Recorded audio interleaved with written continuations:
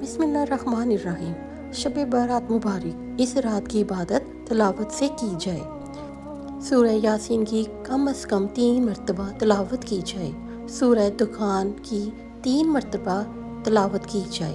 بزرگوں نے یہ فرمایا ہے، اگر کوئی پوری سورت کی تلاوت نہ کر سکے تو پہلی 8 آیتوں کو 30 بار تلاوت کرے، کم سے کم 100 مرتبہ، اور اگر ممکن ہو تو 1000 مرتبہ یہ دعا پڑھیں: لا الہ الا انت سبحانک انی کنت من الظالمین۔ حضرت یونس علیہ السلام نے یہ دعا پڑھی تھی اور مشکل سے نجات حاصل کی تھی۔ استغفر اللہ العظیم الذی لا الہ الا هو الحی القیوم واتوب الیہ۔ کم از کم 1 بار پڑھیں اور زیادہ سے زیادہ جس قدر پڑھ سکے پڑھیں۔ درود پاک کی کثرت کریں۔ اگر ممکن ہو تو صلاۃ و تسبیح کا ضرور اہتمام کریں۔ کم سے کم 8 رکعت نفل قیام اللیل کی نیت سے ادا کریں، اور اس سے بھی زیادہ کر سکتے ہیں تو بہت بہتر ہے۔ جیسا کہ آپ سب کو پتہ ہے، شب برات کی 15ویں شب کو شب برات کہا جاتا ہے۔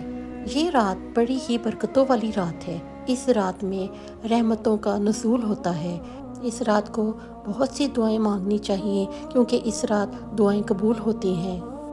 اللہ نے نبی پاک صلی اللہ علیہ وآلہ وسلم سے 5 راتوں کا ذکر کیا جن میں دعائیں رد نہیں ہوتی۔ ان میں سے ایک 15 شعبان بھی ہے۔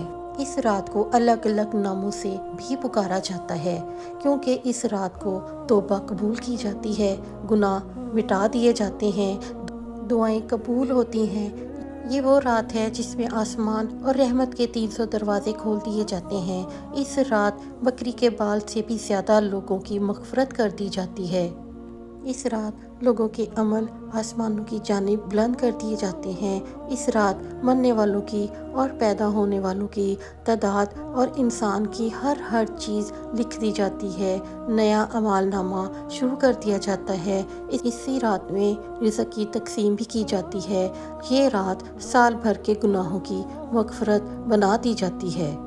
اللہ کے نبی صلی اللہ علیہ وآلہ وسلم نے فرمایا کہ میں نے تمہیں قبروں کی زیارت سے منع کیا تھا، اب زیارت قبور کیا کرو، بے شک یہ دنیا سے بے رغبتی کراتی ہے اور آخرت کی یاد دلاتی ہے۔ اس رات اپنے مرحوموں کو یاد رکھیں، ان کی قبروں کی زیارت کریں، ان کے لیے بے حساب ایصال ثواب کریں۔ ایک اور روایت میں آتا ہے کہ اللہ شبان کی 15ویں رات کو آسمانی دنیا پہ اپنی رحمتوں سے جلوہ گر ہوتا ہے اور فرماتا ہے کوئی مجھ سے مانگنے والا، میں اس کی جھولیاں بھر دوں، کوئی مغفرت طلب کرنے والا، میں اس کے گناہ بخش دوں، کوئی مجھ سے عافیت طلب کرنے والا ہے، میں اس کو عافیتوں سے نواز دوں۔ اس کی رحمتیں آواز دیتی ہیں، اور یہ آواز غروب آفتاب سے لے کے طلوع فجر تک مسلسل بندوں پر جاری رہتی ہے۔ اس رات میں عبادت کرنے کی بہت فضیلت اور تاکید ہے۔ قرآن مجید میں ہے کہ اس رات کی عبادت کو 1000 مہینوں سے بہتر قرار دیا گیا ہے۔ اس حساب سے اس رات کی عبادت 83 سال اور 4 مہینے بنتی ہے۔ اس رات کی عبادت کچھ اس طرح سے کریں کہ ایک حصے میں حضور پاک صلی اللہ علیہ وآلہ وسلم پہ بے تحاشا درود پاک بھیجیں، استغفار کی کثرت کیجیے، پھر جو قضا نمازیں ہوئی ہیں انہیں ادا کریں۔